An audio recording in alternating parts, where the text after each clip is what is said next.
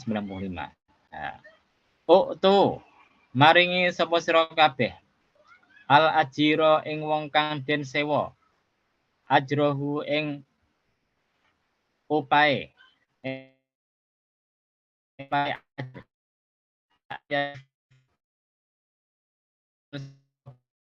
rokohu kang lan rohir sewa upae wong kang disufi dalam penggaweane ajir. Rawahu ngriwatake ing hadis sapa Al-Baihaqi, sapa Imam Al-Baihaqi dari Abu Hurairah. Jadi maksudnya gimana?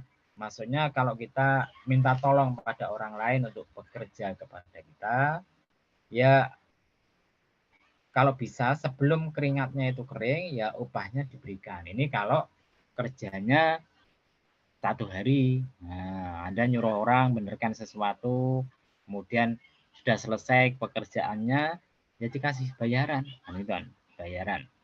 Nah, tapi kalau kerjanya bayarannya seminggu sekali ya, berarti ya pas misalkan hari Minggu dikasih ya dikasih, atau Sabtu dikasih ya dikasih. Kalau 1 bulan ya nunggu 1 bulan. Nah, jadi kalau kita memahami hadis itu jangan tekstual. Nah, tekstual itu artinya teksnya semacam ini, berarti kalau saya kerja keringat saya belum kering harus dapat gaji, ya enggak semacam itu. Sesuai dengan situasi dan kondisinya, gitu loh. Jadi kalau misalkan perjanjiannya akadnya bayarannya gajiannya 1 bulan sekali, ya berarti pas bulan itulah dibayar. Nah, akhir bulan ya dibayar. Maka maksudnya gimana? Ditambahi lagi wa limuhu ajrohu wa wafi amalihi. Kemudian sebelum kita menyuruh seseorang, ya kita harus tahu bayarannya itu, orangnya dikasih tahu, kamu nanti kerja ini tak bayar segini loh ya. Nah, jangan sampai nanti ketika selesai ada pertengkaran perselisihan gara-gara bayaran. Ini pernah ada kejadian yang cerita ini tukang masang CCTV. Jadi ada seorang tukang masang CCTV itu disuruh masang di suatu tempat. Yang satu tidak mau karena tahu orang yang punya itu pelit. Tidak mau saya, itu pelit orangnya. Yang satunya mau tapi tidak tanya dibayar berapa, tidak ada akad berapa. Padahal kalau tidak salah itu satu kamera itu gampangnya dibikin 250. Nah, 250 berarti kalau 8 kamera ya 2 juta. Pada saat itu orangnya bikin cuma 4 kamera, ya gampangnya 1 juta lah. Nah, ketika yang disuruh itu masang, ya dipasang lah, seneng lah. Padahal sudah dikasih tahu sama temennya itu orangnya pelit, meskipun kaya tapi pelit. Akhirnya pun dipasang. Ketika sudah dipasang, dikasih duit sama yang punya rumah itu cuma 600.000.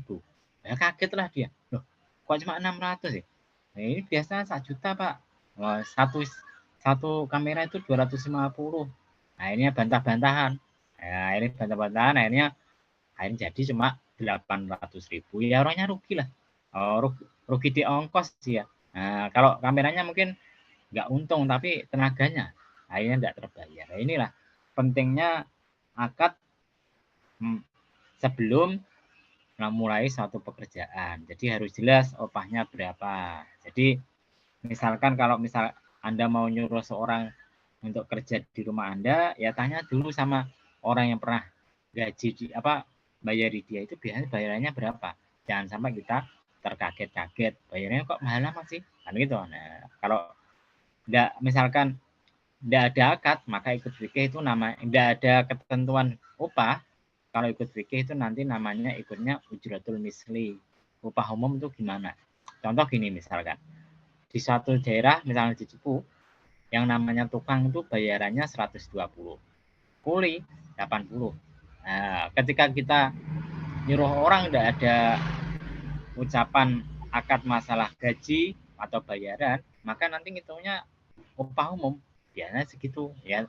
Tapi kalau sudah sebelum sebelum mengerjakan itu sudah ada akad, ada bayaran, ya maka ya harus disesuaikan dengan akadnya tadi. Contohnya ketika kami pengurus masjid itu bikin gedung madin, kan ada akad kita borongkan. Borongkan tapi dengan perjanjian 70-30. Artinya apa? Kalau dulu pikiran saya itu kalau kita habis 100 juta berarti orangnya itu minta 30 juta sebagai ongkos tukangnya. Pikir saya dulu semacam itu. Dan pikiran dari pengurus juga semacam itu. Ternyata ketika waktu bayaran, ternyata ada perbedaan. Ternyata tukangnya ngomong semacam ini, kulit tukangnya. Bukan gitu Pak. Yang tak masuk itu kalau jenengan sudah habis 70, maka bayaran saya itu 30, jadi 100 lah gampangnya semacam itu. Tak pikir dulu 30%, ternyata enggak.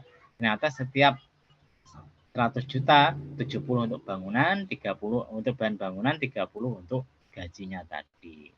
Kan enggak sama toh? Enggak sama dengan pikiran saya. Akhirnya setelah diluruskan akhirnya kita ikut dengan tukangnya tadi.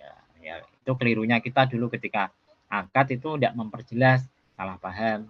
Karena itu kalau kita nanti mau nyuruh seseorang wa limu wa ajrohu, kita tunjukkan dulu gajinya berapa, upahnya berapa sehingga tidak terjadi kesalahpahaman.